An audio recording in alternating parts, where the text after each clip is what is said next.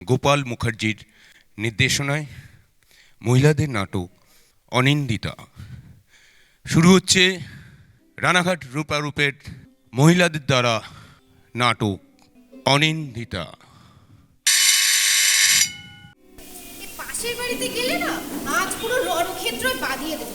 যা পাঁচ কথা শোনায় না, আমার না হয়েছে যত জ্বালা। না বাবা, তাড়াতাড়ি কাজগুলো সেরে দিই, আবার পাশের বাড়িতেও যেতে হবে, আর বড্ড তাড়া। হ্যাঁ রে যমুনা, হ্যাঁ গিন্নিমা, এই তোর আসবার সময় হলো? তোকে এতক্ষণ সন্ধে হয়ে গেল, এখনো পর্যন্ত তো ঘরদোর পর্যন্ত ঝাড় দেওয়া হলো না। কি করবো গিন্নিমা, এই পাঁচ বাড়ির কাজ সেরে না এর আগে কিছুতে আসতে পারছি না। ও, আমার বাড়ির কাজটা বুঝি কাজ না? কেন? কালকে তোকে পই পই করে বলে দিলাম আজকে সকালবেলা অপর্ণা হোস্টেল থেকে বাড়ি ফিরবে, তুই তাড়াতাড়ি করে ঘরদোরগুলো গোছগাছ করে পরিষ্কার পরিচ্ছন্ন করে রাখিস। সেই তুই আজকে দেরি করে এলি কেন? দিদিমণি কি এসে গেছে নাকি? না, আসেনি। তবে কেন যে এত দেরি হচ্ছে? আচ্ছা, তো এসে যাওয়ারই কথা। এই আসেনি যখন, তখন ভালোই হয়েছে। শোনো একবার মেয়ের অলক্ষণের কথা। শোন, আমি মরছি এদিকে চিন্তা করে, ওনার ভালোই হয়েছে। না মানে গিন্নিমা, আমি বলছিলাম কি, এই দিদিমণি তো এখনো এসে পৌঁছানি, তখন সব কিছু গোছ গাছ আমিই করে দিচ্ছি। এই নিয়ে বাপক নিয়ে তো চিন্তা করবেন না তো। আমি যেন ওনার চিন্তার অপেক্ষায় বসে আছি, কখন অপর্ণার ঘর তো পরিষ্কার পরিচ্ছন্ন করে গোছগাছ করা হয়ে গেছে। যাকে নে নে, তুই এখন এদিককার কাজকর্ম সেরে এই একটু সামনের দোকান থেকে একটু 10 টাকার কাজু আর 10 টাকার কিশমিশ এনে দে দেখিনি। মেয়েটা যে কখন আসবে, এনে টাকাটা রইল। কত যে দেরি করছে, এতটা সন্দেহ হয়ে গেল, কখন যে আসবে। না, রাতের কাজ করে রইল, এখনো দোকানের কাজ সারতে হবে। এখন ছোট দোকান, এইসব কাজ কি আমার করার কথা? এই সকালবেলা দিদিমণি আসবে বলে তখন দুধ এনে দিলাম। কেন কেন? তখন এই কাজু আর এই কিশমিশের কথা বললেই তো এনে দিত। আমার হয়েছে যত সব ঝামেলা, আমার বাবা এত সব ঝামেলা ভালো লাগে না। এই দুধ থেকে দুধ, কাল থেকে না এই সমস্ত বাড়ির কাজ সেরে তবে এই বাড়িতে পা রাখবে। এই বলে দিন, পোষাবে রাখবে, না হয় ছেড়ে দেবে। আমার বাবা এত খাই বরমস খাটে পোষাবে না।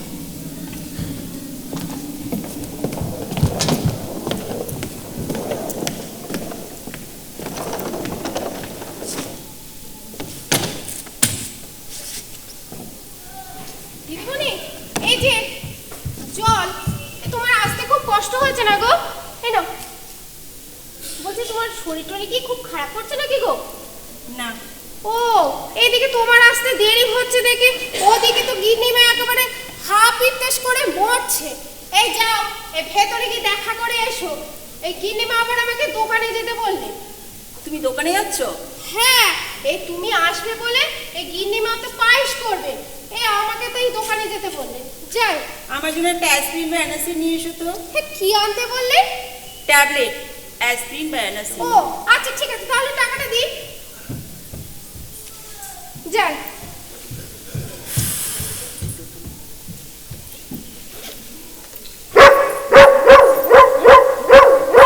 দিদিমণি, ও দিদিমণি, ও দিদিমণি, এই দেখো না, এই ভেতরে বাইরে দিয়ে বেরোতে গিয়ে না এই অনামুখ কুকুরটা এমন গায়ের উপর ঝাঁপিয়ে পড়লো।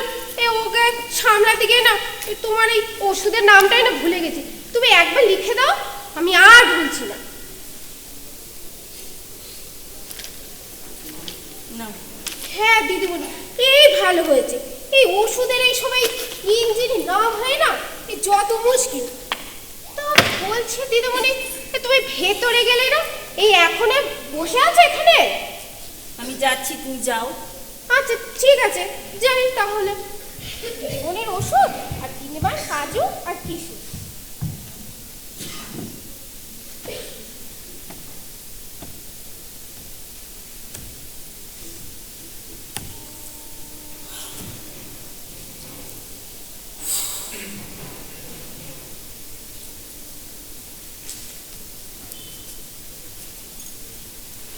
হ্যালো, হ্যাঁ সুদীপ্তা আছে?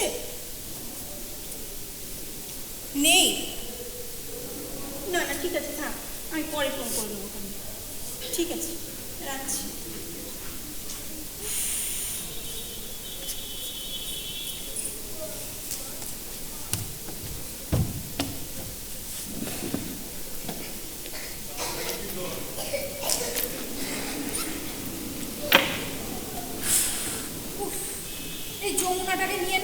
পারি না, একে বয়স হয়েছে, হাঁটতেও পারি না এত। কখন যে গেছে একটু কাজু আর কিশমিশ আনবে, তাই এত দেরি। ওফ, আর পারি না। এদিকে মেয়েটাও আসছে না, সন্ধে হয়ে গেল, কখন যে আসবে।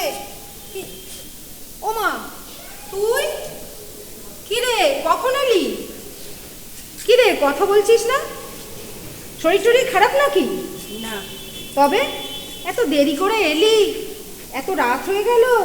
সুদীপ্ত কিছু বলেছে? না। ও, সুদীপ্তর সাথে নিশ্চয়ই ঝগড়া করেছিস। আচ্ছা দিদু, হ্যাঁ বল। তোমাকে যদি আমি কয়েকটা প্রশ্ন করি, তুমি সঠিক উত্তর দেবে? ও বাবা, কয়েকটা প্রশ্ন, তার আবার সঠিক উত্তর? কেন রে, আমি কি তোকে কখনো মিথ্যে কথা বলেছি? না, বলনি। তবে? তবে একটা জিনিস তোমরা আমাকে গোপন করে গেছো। গোপন? হ্যাঁ, মানে? আর সেটা জানার সঠিক সময় এখন এসে গেছে। আজ তোমাকে বলতেই হবে। আচ্ছা, সে হবে এখন। তুই যা তো, আমার জানা থাকলে আমি নিশ্চয়ই বলবো। একে তো তুই সব কিছু না জেনে আমি এক গ্লাস জলও খাবো না। ও মা, সে কি কথা? একে তো তুই দেরি করে এসছিস, কিছু খাওয়া দাওয়া করিসনি। প্রথমে যা, আগে হাত পা মুখ ধুয়ে কিছু খেয়ে দিয়ে নে, তারপর না হয়। তুমি সব কিছু জানো দিদু, আর তুমি সব কিছু জানো বলেই আমি জানি। আচ্ছা বললাম তো, আমি আমার জানা থাকলে আমি নিশ্চয়ই বলবো। কেন বলবো না? তুমি কোনোভাবেই আমাকে এড়িয়ে যেতে পারবে না দিদু। দেখ অপু, একে তো তোর আসতে দেরি হচ্ছে বলে সকাল থেকে আমি পুজো পাঠ পর্যন্ত করিনি। এখনো তুই যদি এরকম জেদ করতে থাকিস। আমি বললাম তো, আমার প্রশ্নের সঠিক উত্তর না পাওয়া পর্যন্ত আমি এক গ্লাস জলও খাবো না, আর তোমাকে আমি পুজোও করতে দেবো না। আচ্ছা, তুই আজকে এত জেদি হয়ে উঠলি কেন বলতো? যে হ্যাঁ, যে দিদিদা, আমার বুকে যে একটা দারুণ ঝড় উঠেছে।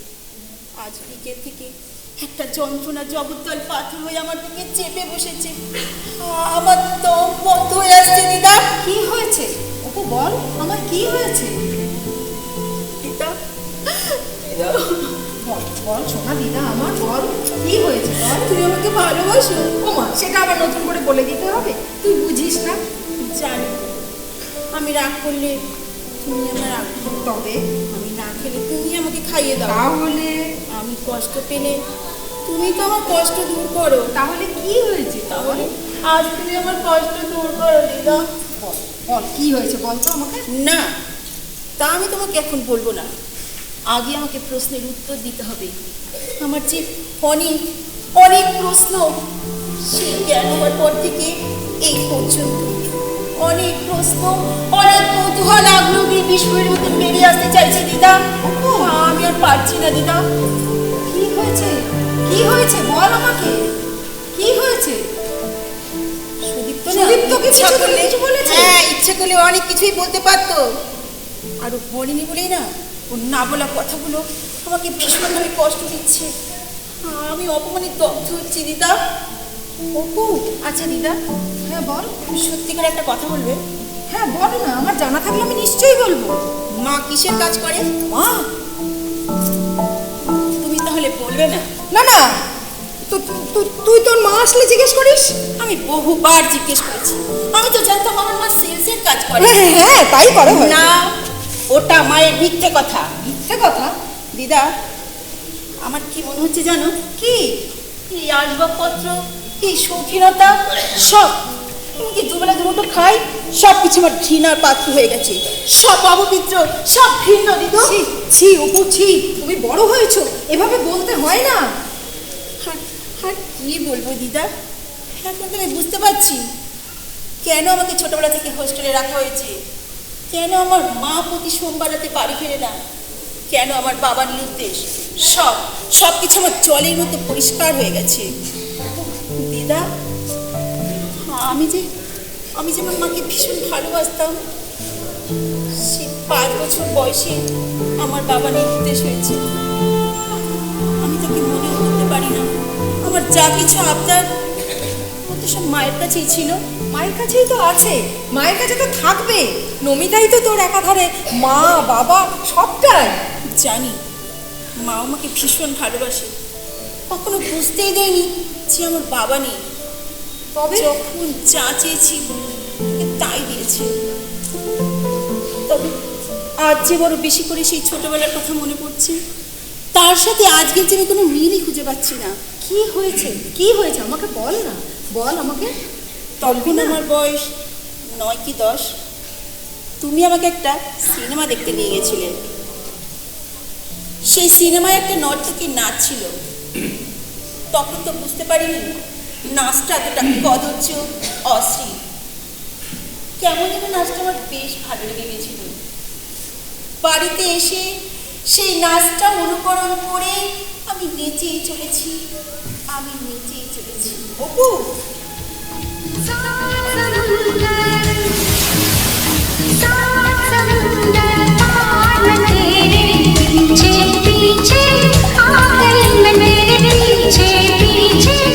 না হচ্ছে না। হ্যাঁ ঠিক এইরকম, ঠিক এইরকম। অপর্ণা, এটা কি হচ্ছে? জানো তো, কালকে দিদার সাথে যে সিনেমাটা দেখতে গেছিলাম তাতে ঠিক এরকম একটা নাচ ছিল, তাই আমি দেখছিলাম নাচটা পারি কিনা। তুমি এইসব আজে বাজে নাচ কখনো নাচবে না। আজে বাজে? আজে বাজে নয় তো কি, ভদ্রলোকের মেয়েরা এই ধরনের নাচ কোনোদিন নাচে না। যাও যাও, গিয়ে পড়তে বসো তো, যাও। পড়াশুনোর নাম নেই, এখন মেয়ে নাচতে বসেছে। পেট যদি কোনোদিন দেখেছে এই ধরনের নাচ।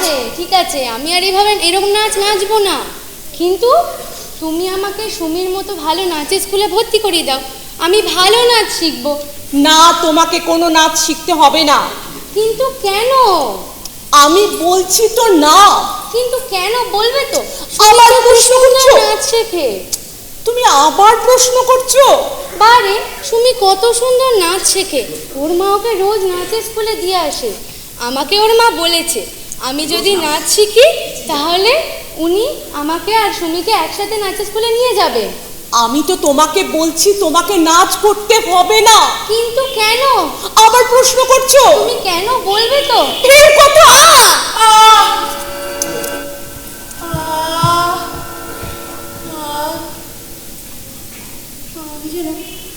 আমি যেন কেমন একটা গোলক ধাঁধায় পড়ে গেছি।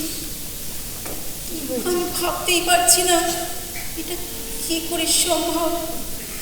না না না দিদা, আমার কেউ নেই দিদা, আমি একা দিদা। ছি পাগলি, ছি পাগলি, ছি পাগলি, ছি। তুই বলতে পারলি আমি তোর কেউ না? তুই একথা এভাবে বলতে পারলি, আমাকে তুই অস্বীকার করতে পারিস না। আয় তো, আয় বস, বস এখানে। কি হয়েছে আমাকে বল, কি হয়েছে? বস, বস এখানে, বস, বস। বল তো, এবার বল কি আমি হয়েছে? তোমাকেই বলবো। বল, তুমি আমাকে বলে দেবে যে আমি কি করব। কি হয়েছে বল। আজকে কলেজ তাড়াতাড়ি ছুটি হয়ে গেছিল। আমি আর সুদীপ্ত বেড়াতে গেছিলাম। আচ্ছা। ভিক্টোরিয়া, গড়ের মাঠ, জাদুঘর। ওখান থেকে ফেরার পর ওর একটা পুরনো বন্ধুর সাথে দেখা। বন্ধুটাকে আমার খুব একটা সুবিধা লাগছিল না। একরকম জোর করে আমাদের একটা হোটেলে নিয়ে যায়। হোটেলে?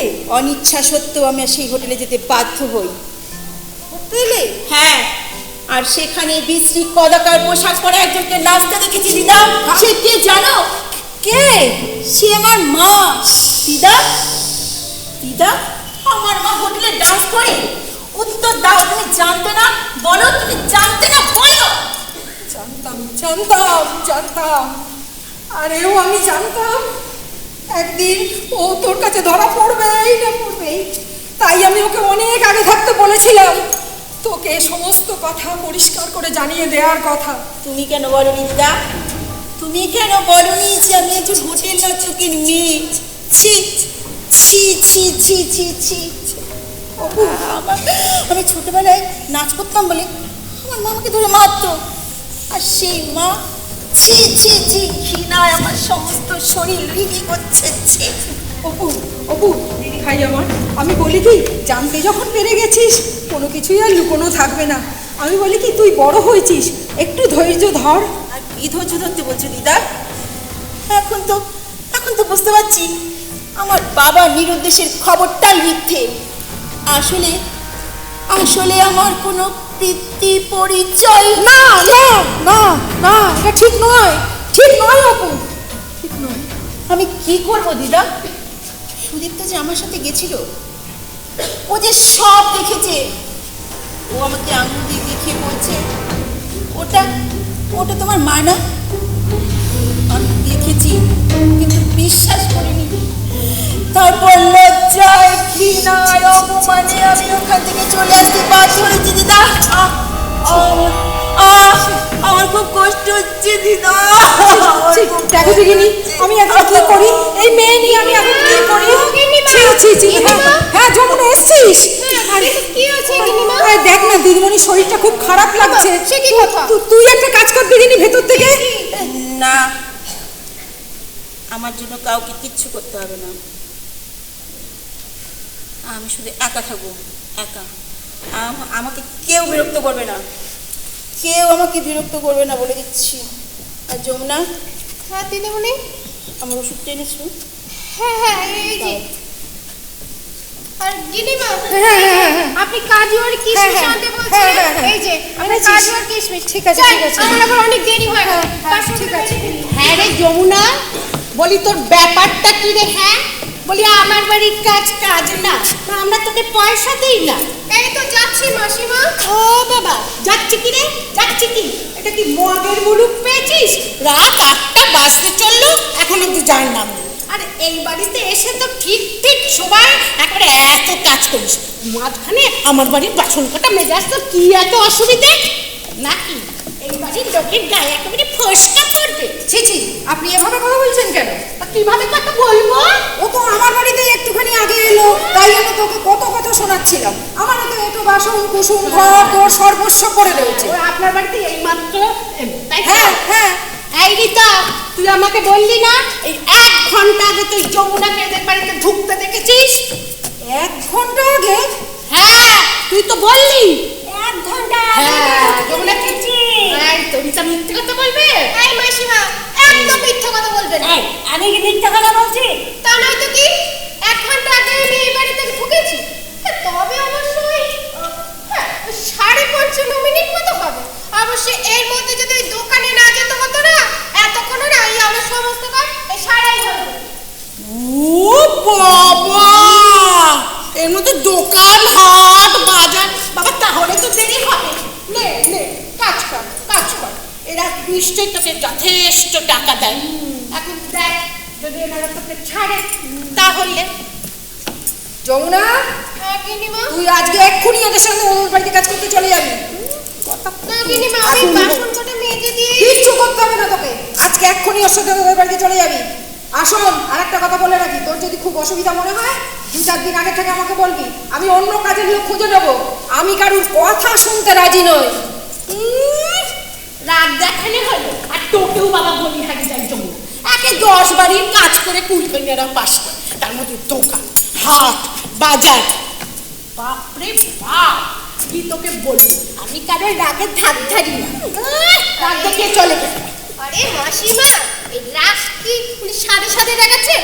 এ ওনার মেয়েটাকে না আজ বড় বিগড়ে রয়েছে। কেন? আরে বাবা, বাড়িতে চলে সব কিছু খুলে বলবো। আমার কি তো দেরি হতো নাকি? এই আমি তো দোকানে গেছি আর এসেছি। তাহলে এই ভেতরে আসবার সময় এই দরজার আড়ালে দাঁড়িয়ে না আমি অনেক কিছু শুনেছি গো। দারুণ খবর। কি খবর রে? আরে দাঁড়া। কত ও মাসিমা, বলছি কি হয়েছে? আরে জোরে বল না, শুনতে পাচ্ছি না। বাবা বৌদি বলি। আস্তে ওরা আবার শুনে ফেলবে। বল। বৌদি হোটেলে তো নাচছে। ও বাবা, ও রিতু হোটেলে নাচে। শুনেছি। তাহলে বলছিটা কি? আরে দিদিমণি তো আজ সব কিছু জানতে পেরেছে। কেন দিদিমণি আগে জানতো না? না, এই দিদিমণি সেই হোটেলে আজই গিয়েছিল। তারপর কি যেন বলো, হাতে নাতে ধরা সেই ব্যাপার। গল্পটা জমে পুরো কি মাসিমা। আমি তো কত নাচি, তবে বাবা হোটেলে মোটেলে না এটা একেবারে নাটক দেখছি বলছি নাকি? হ্যাঁ তারপর শোন, তোকে না আর এ বাড়ির কোনো কাজ করতে হবে না, আমার বাড়িরও কোনো কাজ করতে হবে না। তুই বলো না আমাদের বাড়িতে চল, ওকে নিয়ে যাই, আমি তোর বাসন কোসন সব মেজে দেবো। সত্যি? বড় রসগোল্লা খাবো, বাবা, সব হোটেলে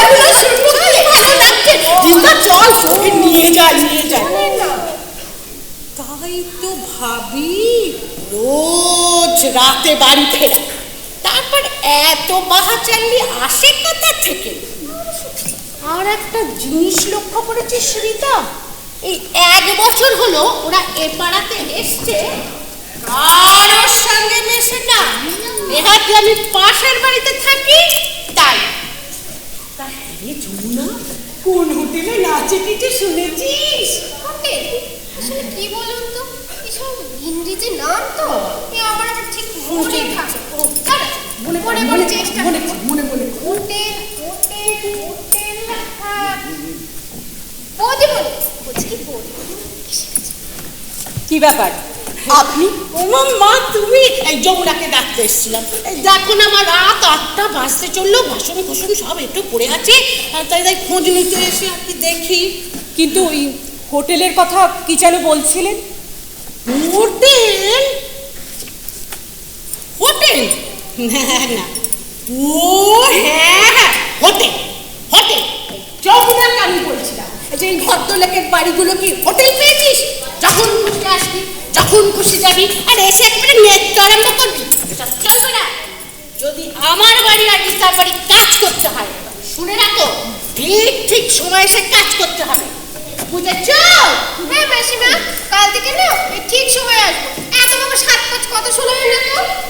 আসলে কি জানো মা, এরা হচ্ছে বেড়ালের চাল, যেখানে নরম পাবে না সেখানে বেড়ালি উঠে হাসতে। তোমার মা না মাটির মানুষ, তুলনাই হয় না। আর আমি কারোর সাথেও থাকি না, কারোর পাশেও থাকি না। হরি হরি। দেখো করেছি, দেখছো? এবার আমার বাড়িতে চলো, বাসন কাটা মেজে আমাকে উদ্ধার করো। চলো চলো চলে গিয়ে চলি দিদি, নমস্কার। চলি মা? হ্যাঁ হ্যাঁ, চলো চলো বাবা, ভালো। চল চল, গীতা দাদা কাজ করে যাই। চল চল চলো। কি ভালো কি ভালো, হোটেলে নাচে। ঠিক ঠিক ঠিক, চল ঠিক ঠিক। মা, এই ঘোষ কাকিমার কথাগুলো কিরকম খাপছাড়া লাগলো না? হ্যাঁ হ্যাঁ, একটি শয়তান মহিলা। এই খানিকক্ষণ আগে এসে এখানে আজে বাজে কথা আমাদের বাড়ি সম্পর্কে ভুলভাল কথা বলছি। আবার দেখ, তোকে দেখার সাথে সাথে তুই কত ভালো মানুষ, আমি নাকি মাটির মানুষ। আর ওই যমুনাটার না সুবিধার নাই, জানো? তাই দেখছি, সামনে মাস থেকে ওকে ছাড়িয়ে দিতে হবে। আমিও সেটাই ভেবেছি, ওটাকে ছাড়াবো। এ কি, অপর্ণা এসেছে? হ্যাঁ, কোথায় ও? ওর ঘরে আছে। ওর ঘরে? ও আচ্ছা, দেখছি। দাঁড়াও, কি হলো? ওর ঘরে যাওয়ার আগে এখানে এসো, তোমার সঙ্গে আমার কথা আছে। কি হলো গো? বসো এখানে। কি ব্যাপার, অপর্ণার কি কিছু হয়েছে? আরে চুপ করে আছো কেন, বলো না। আজ ও তোমার হোটেলে গিয়েছিল। হ্যাঁ, হোটেলে? আরো বড় কথা হলো, ও তোমাকে ওখানে নাচতেও দেখেছে। ওর সঙ্গে সুদীপ্ত ছিল। সুদীপ্তই ওকে আঙুল দিয়ে দেখিয়ে বলেছে ওটা তোমার মা না। সুদীপ্ত? হ্যাঁ, এতখানি ঘটবে না জানলেও আমি তোমাকে অনেকদিন আগেই বলেছিলাম তোমার ব্যাপারটা ওকে জানিয়ে দেওয়ার কথা। কিন্তু মা, তুমি তো জানো কি কারণে আমি। সব জানি মা, কিন্তু যা সত্য সেটা তো সত্যই থাকবে। আমি তো ওকে বারবার বলার চেষ্টা করেছিলাম, কিন্তু যখন জানতে পারলাম যে সুদীপ্তের সঙ্গে ওর ভালোবাসা হয়েছে, ওরা একে অপরকে চায়, তখন আমি বলতে পারিনি মা। এক অশুভ আশঙ্কায় আমার বুকটা কেঁপে উঠেছিল। তখন বলে দাওনি কেন? আমি তো বলতেই চেয়েছিলাম। প্রথমে বলেছিলাম যে ওর বাবার ব্যাপারটা চিন্তা করতে। ও বলেছিল ও নাকি সব সুদীপ্তকে বলে দিয়েছে। তখনই তো তোমার ব্যাপারটা ওকে জানানো উচিত ছিল। আমি সব জানাতে চেয়েছিলাম মা, কিন্তু তার আগেই ও বলেছিল এমন মা কজনের ভাগ্যে জোটে। আমি না তখন ওর মনের অবস্থা, আমার প্রতি ওর বিশ্বাস ভালোবাসা আমি চূর্ণ করে দিতে পারিনি মা। কিন্তু এখন তুমি কি করবে? তাই তো ভাবছি, এতদিন প্রতিশ্রুতি রক্ষার স্বার্থে যে সত্যকে আমি গোপন করে রেখে এসেছি তা বোধহয় আর রাখতে পারবো না। আর রাখাটাও ঠিক হবে না। কিন্তু ওর বাবাকে তাকে না জানালেই হলো। কিন্তু তাকে যে আমি কথা দিয়েছিলাম। কথা তো রক্ষা করলে। 13-14টা বছর ধরে সেই প্রতিশ্রুতিই তো তুমি পালন করে এসছো। এখনো যদি এটা তুমি প্রতিজ্ঞা পালন করতে চাও তাহলে ওই ফুটফুটে মেয়েটার জীবনটা তো পুরো নষ্ট হয়ে যাবে। মা, এখন দেখো, ভাবো তুমি কি করবে। আমি দেখি কিন্তু মেয়েটা মা কি করছে। মা, আমার যে বড্ড ভয় করছে মা। কিসের ভয় তোমার? আমার সব কথা শোনার পর যদি ও বিশ্বাস না করে, আর যদি ও বিশ্বাস করে, সুদীপ্তের মা যদি এটা মেনে না নেয়, হ্যাঁ, অনেক কিছুই ঘটতে পারে। কিন্তু সুদীপ্ত যদি ওর ভালোবাসাকে প্রত্যাখ্যান করে, ঘটতে পারে, অনেক কিছুই ঘটতে পারে। কিন্তু তুমি সত্যের বেড়াজালা লুকিও না এই ব্যাপারটাকে। তুমি যা বলার ওর কাছে পরিষ্কার করে বলো। এখন তুমি ভাবো তুমি কি করবে। আমি একটু যাই দেখি মেয়েটাকে, অনেকক্ষণ ধরে ভেতরে গেছে, কি করছে দেখে আসি একবার। মা, দেখো। দিদু, একি, দিদু, তুই কি করছিস? ওপানা, এরকম করিস না মা। ওপানা দিদু আমার, শোন দিদু, শোন। তুই এরকম করিস না, দিদু আমার। জেদ করিস না দিদু। জেদ করিস না দিদু। সব কিছু আমাকে বাধা দেবে না দিদা। জেদ করিস না। আমি চলে যাবো তাই। আগে আমার কথা শোন, দিদুকে বাধা দেবে না। দিদু শুনে নিয়ে চলে যাবো বাড়ি থেকে। দিদু, আমার কথাটা শোন। আমার কথা শুনে নিয়ে যা। অপর্ণা, তুমি কি করছো? অপর্ণা, তুমি কি করছো? অপর্ণা, তুমি দাঁড়াও। অপর্ণা, তুমি যেও না। অপর্ণা, দাঁড়াও। আমি আজ তোমায় বাধা দেব না অপর্ণা। কিন্তু হোটেল থেকে যে নর্তকীকে তুমি ঘৃণা করে আজ চলে যেতে চাইছো, সে কি কারণে পথ বেছে নিল তা বোধহয় জেনে গেলেই ভালো করতে। অপর্ণা, হ্যাঁ দিদু, আমি বলি কি, তুই আগে সবটা শোন, তারপর না হয়। তোমরা যখন আমাকে আগে জানানোর প্রয়োজন মনে করোনি, তখন আমার আর কিচ্ছু জানার দরকার নেই। আছে, জানি আমি এতদিন তোমার কাছে সব সত্য গোপন করে রেখে এসেছি।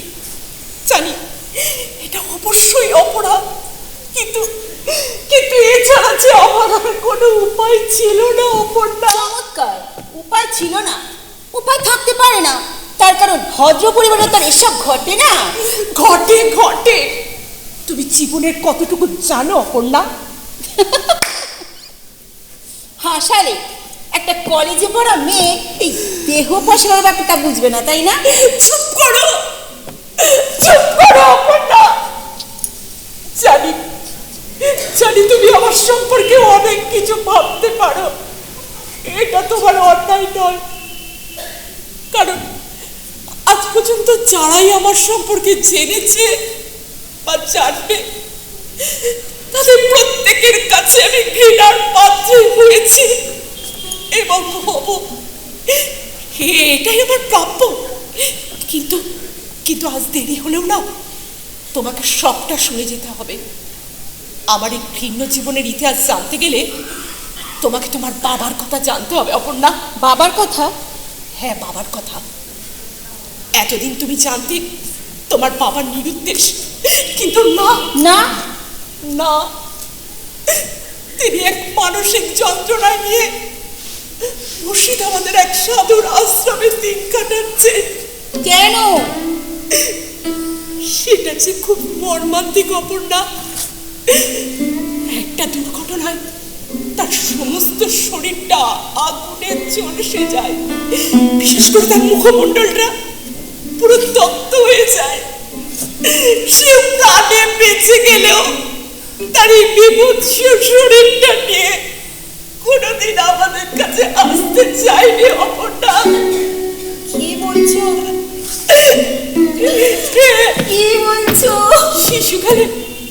শিশুকালে তুমি তাকে একবার দেখেছিলে অপর্ণা?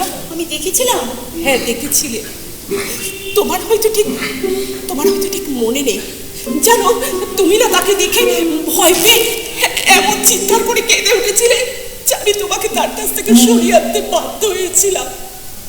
আর তখনই এক মানসিক যন্ত্রণায় তিনি মা মা করে কেঁদে উঠেছিলেন। আর তারপরে তারপর তারপর কি বলো মা, থামলে কেন? তারপরে তিনি আমাকে এক প্রতিজ্ঞা করে নিয়েছিলেন, জানো, তোমাকে যেন আর কোনো দিন তাকে দেখতে দেওয়া নাই। তিনি চেয়েছিলেন তার ওই সুন্দর দেহ স্মৃতিটা চিরকাল তোমার মনের মধ্যে বেঁচে থাকুক, শুধু এইটুকু আকাঙ্ক্ষার জন্যই। বাবা, ও বাবা, এত নিষ্ঠুর কেন বাবা? কিন্তু জানো না, আমি না তাকে বারবার বলেছিলাম এই প্রতিজ্ঞা ভাঙার কথা, কিন্তু সে আবার পা দুটো জড়িয়ে ধরে অসহায় শিশুর মতো বলেছিল, নমিতা নমিতা, এইটুকু ভিক্ষা দাও নমিতা, এইটুকু ভিক্ষা দাও, তা না হলে আমি আর বাঁচতে পারবো না নমিতা।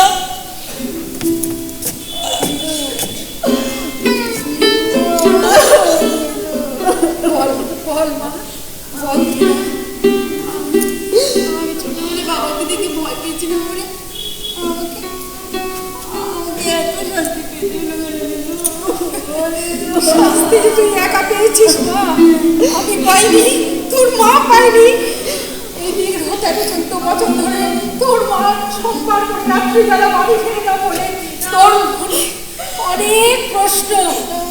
আজ আর তোকে বলতে বাধা নেই, প্রত্যেক সোমবার করে তোর মা তোর বাবাকে দেখে ওই শিরোমণির আশ্রমে যায়। হ্যাঁ রে,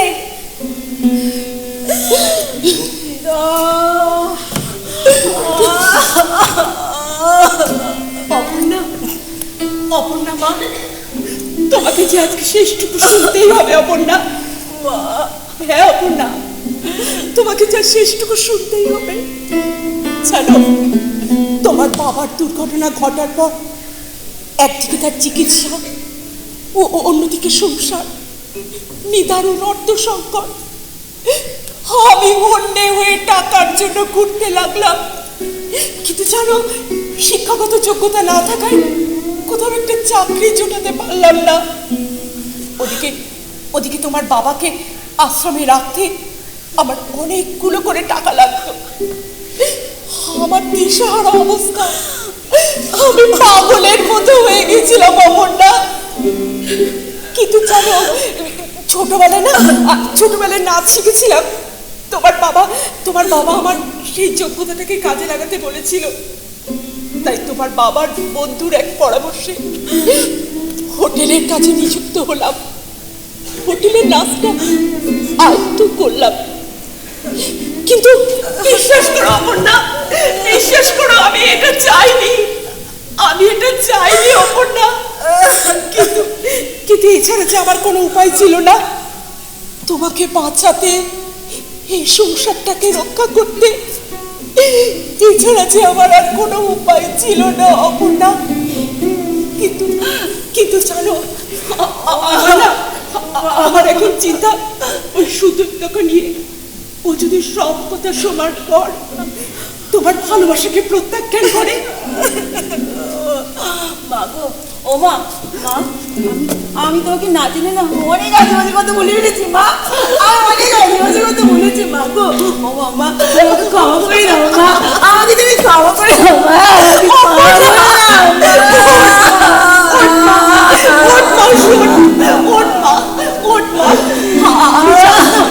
আমি জানতাম একদিন তোর প্রশ্নের সম্মুখীন আমাকে হতেই হবে। তোর কোনো দোষ নেই মা, তোর কোনো দোষ নেই। তোর জায়গায় আমি থাকলে আমিও তো তাই ভাবতাম। কিন্তু আমার এখন ওই সুদীপ্তকে নিয়ে চিন্তা, জানিস। আপনি খুব অবাক হচ্ছেন তো? থাকতে পারলাম না, তাই রাতেই চলে এলাম। সুদীপ্ত সন্ধ্যায় ফিরে আমাকে সব কিছুই জানিয়েছে, তাই মনে অসহ্য জ্বালা নিয়ে। আপনি দাঁড়িয়ে থাকলেন কেন? বসুন বসুন, আসুন। আমি তো বসতে আসিনি, আমি যে কথা বলতে এসেছি সেটা বলেই চলে যাব। জানি জানি আপনি কি বলতে এসেছেন। না, আপনি কিছুই জানেন না। সুদীপ তো আমার একমাত্র সন্তানই নয়, সে আমার বংশের একমাত্রই প্রদীপ। কাজেই তার জীবন নষ্ট হোক বা তার মনে কোনো আঘাত লাগুক সেটা নিশ্চয়ই আমি চাইবো না। কিন্তু কিন্তু দয়া করে আমার কয়েকটা কথা যদি শুনেন। জানেন জানেন আমি না অনেক কষ্ট করে আমার এই মেয়েটাকে মানুষ করেছি, জানেন। যা শোনার আমার তো শোনা হয়ে গেছে। কিন্তু কিন্তু সুদীপ তো যদি ভয় নেই, সুদীপ তো আমার ছেলে, ওকে বোঝানোর দায়িত্ব আমার। যাই হোক, অনেক রাত হয়ে গেছে, আমাকে তো আবার বাড়ি ফিরতে হবে। তাই ভাবলাম আসল কাজটা সেরেই ফেলি।